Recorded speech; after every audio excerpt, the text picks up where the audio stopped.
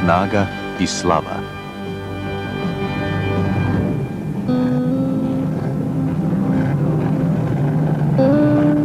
Revolucionari.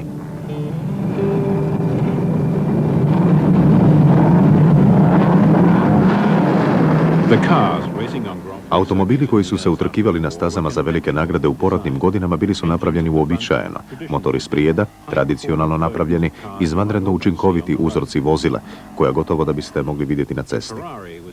Ferrari je dobar primjer. Snažan, težak i pravovjeran. A onda je iz Engleske nahrupio Cooper s motorom od Ostrak. U roku od 3 godine poslao je svoje suparnike s motorom sprijeda u povijest. Stirling Moss najavio je revoluciju 58. u Argentini. Vozio je pojedinačno prijavljen Cooper i igrao na kartu guma.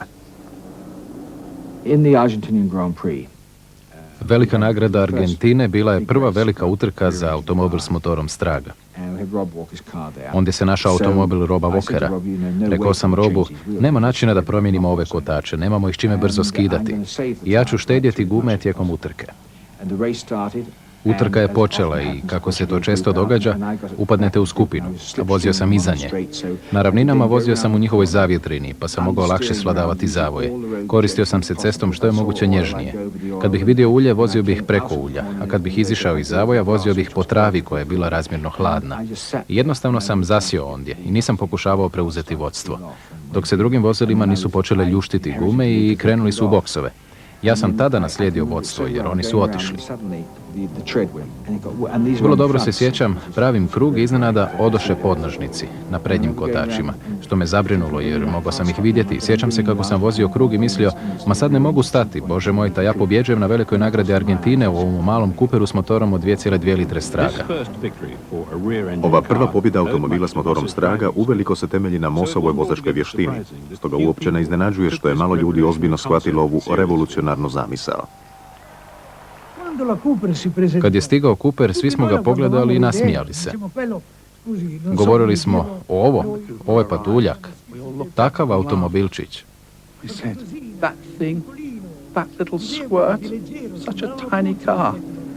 U usporedbi s našim vozilima čini se kao buha, no bio je žustar. Njegov motor Straga bio je nešto posve novo.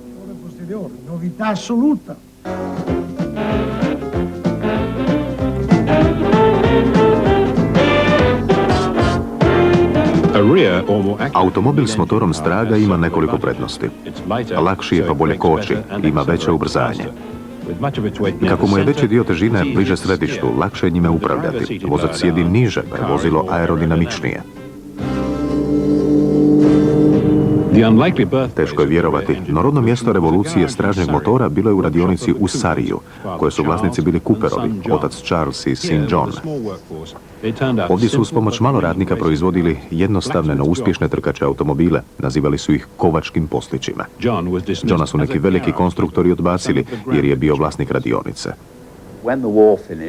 Kad je rat završio, odlučili smo se ubaciti u auto utrke Formule 500, novu kategoriju tada uvedenu, i upotrijebili smo motor motocikla.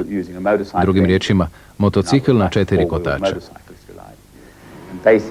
I zapravo tako je nastao naš automobil s motorom Straga. Norton nam nije u početku htio prodati motore, pa smo kupovali cijele motocikle, snažne kotače, i vadili smo motore i poslije ljudima prodavali okvire. Nakon rata vladala je velika nestašica čelika i pokupovali smo sva Morrisonova skloništa do kojih smo mogli doći i izrezivali smo ploče. Pravili smo od njih okvire, nosače motora i rabili šipke da bi šasiju napravili gipkom.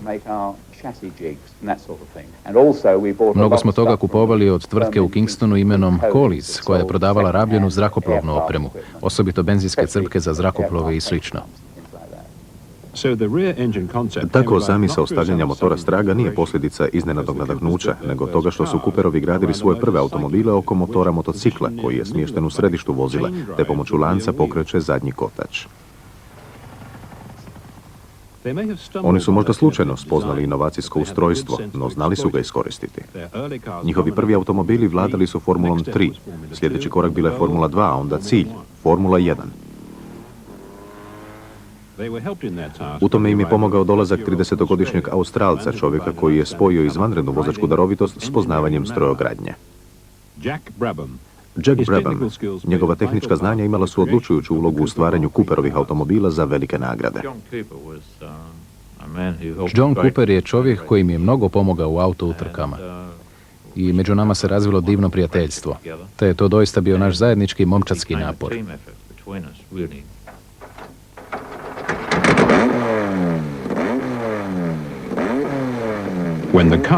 Kad su u automobilu gradili novi motor, Coventry Climax revolucija je bila potpuna.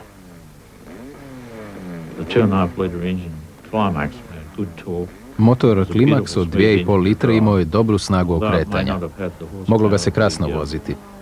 Iako možda nije imao konjske snage Ferrarija, bio je pouzdan i elastičan i sa stajališta vozača vrlo podatan. Na svaki smo način bili u prednosti pred Ferrarijem, zbog aerodinamike. Naše kočnice bile su bolje od Ferrarije, jer vozilo je bilo mnogo lakše.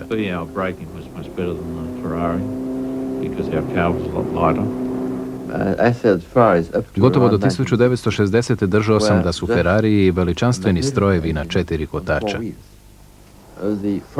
Automobili s motorom sprijeda gradili su se onako kako su se oduvijek gradili automobili. Imali su kovane dijelove ovjesa i bili su mnogo teži od Coopera.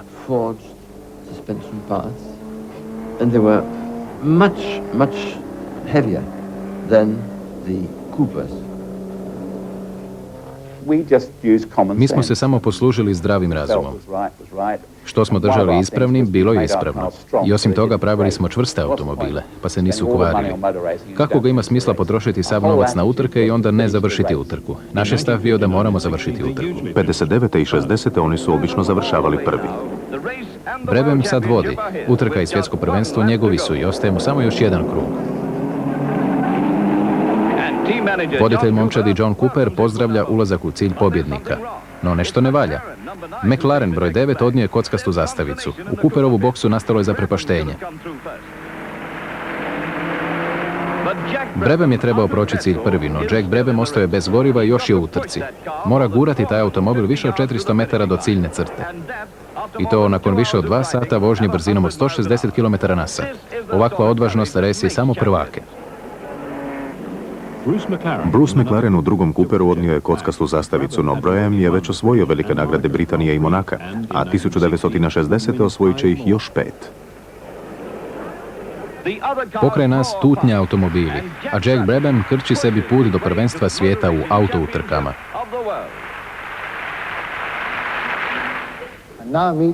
A sad upoznajemo svjetskog prvaka u auto utrkama za 1959. Osobno Jacka Brabhama koji vozi pobjednički automobil, Cooper.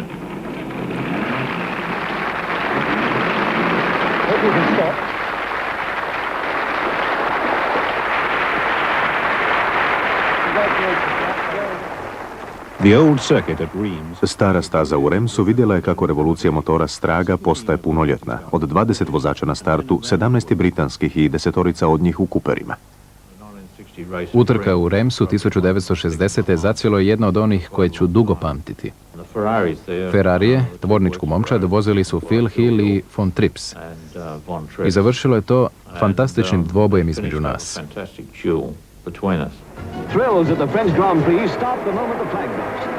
Hillov BRM u prednjem redu nije uspio krenuti, Trintignanov Cooper nalječe na njega.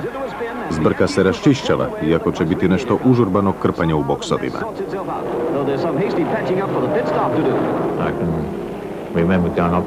Sjećam se prolaska pokraj boksova gdje mogu preko vrha brda ići po 3 vozila usporedo.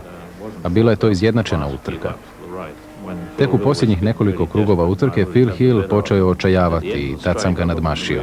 Na kraju ravnine pogledao sam u retrovizor baš kad sam kanio skrenuti desno dolje u boksove i ugledao kako se Phil Hill spušta unutarnjom stranom, sa sva 4 kotača blokirana. Dim je kuljao iz kotača. Mogao sam samo ispraviti vozilo, a Phil Hill prošao je pokraj mene i mislim da je završio zamalo u Remsu.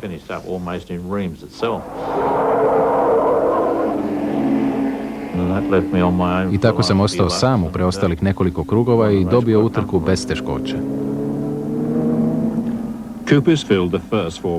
Cooperi su osvojili prva 4 mjesta. Ferrari s motorom sprijeda osvojit će samo još jednu veliku nagradu. Nakon toga čak je i Ferrari krenuo za Johnom Cooperom. Bio je to veliki preokret 59. i 60. Svaki automobil morao imati motor Straga, kao što ga imaju još i danas. I bio je to kraj talijanskih konstruktora i velik razvoj engleskih konstruktora.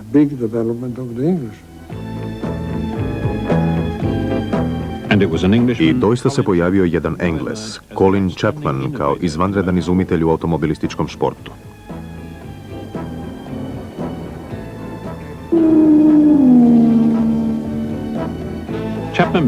Chapman je počeo s osnivanjem svoje tvrtke Lotus, koja je gradila natjecateljska vozila, a nastavio je s izradom cestovnih športskih automobila. No Chapmanova su doživotna strast bila autotrke i njegova se tvrtka našla, osobito u počecima, da im pruži potporu.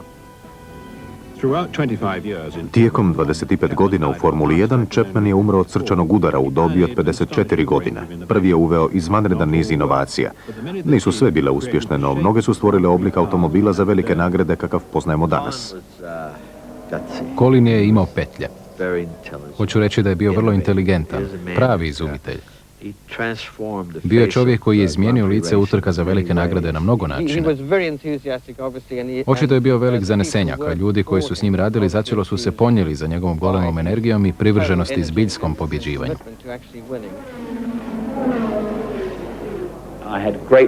Veoma sam štovao Colina Chapmana. Najveći je konstruktor automobila u Formuli 1. Rekao bih svih vremena. Idem na utrke zato što to volim. Uvijek sam bio vezan uz utrke, volim njihov natjecateljski duh, drugarstvo u njima, a volim i tehničke spoznaje koje nam donose. Užasno mnogo naučimo iz utrka. Međaši među ranim Chapmanovim automobilima bili su Lotus i 18 i 25.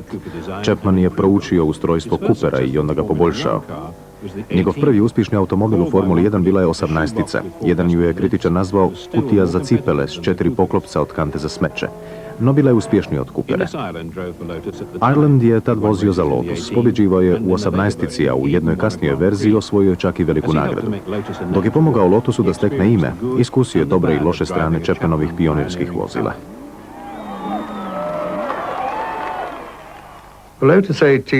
Lotusa 18 bilo je lako voziti, no njegov je oblik bio pogrešan. Nikad nisam shvatio kako mu je Colin dao takav oblik. Bio je pomalo poput aerodinamične opeke. Na suhoj stazi bio je izvanredan i sve bi toga dana nadmašio. U tvorničkim vozilima imali smo Colinovu mjenjačku kutiju koja je bila vrlo dobra, a svi su dijelovi bili novi. Nažalost, tad Chapman nije imao novca da za svaku utrku obnovi sve dijelove. Kad bi se pak istrošili, kutija bi bila puna mrtvih hodova i postajala noćnom morom. Uvijek smo je nazivali zezačkom kutijom. 18-tica je dovela Lotus do pobjede u Formuli 1, no da bi osvojio svjetsko prvenstvo, Chapman se odlučio za posve nov automobil i mladoga škotskog vozača Jima Clarka. 1962. Chapman je otkrio sljedeću senzaciju, Lotus 25 sa samonosećom šasijom. Umjesto okvira od zavrenih cijevi, ovdje je šasija bila napravljena kao jedinstvena školjka, jača, lakša, sigurnija.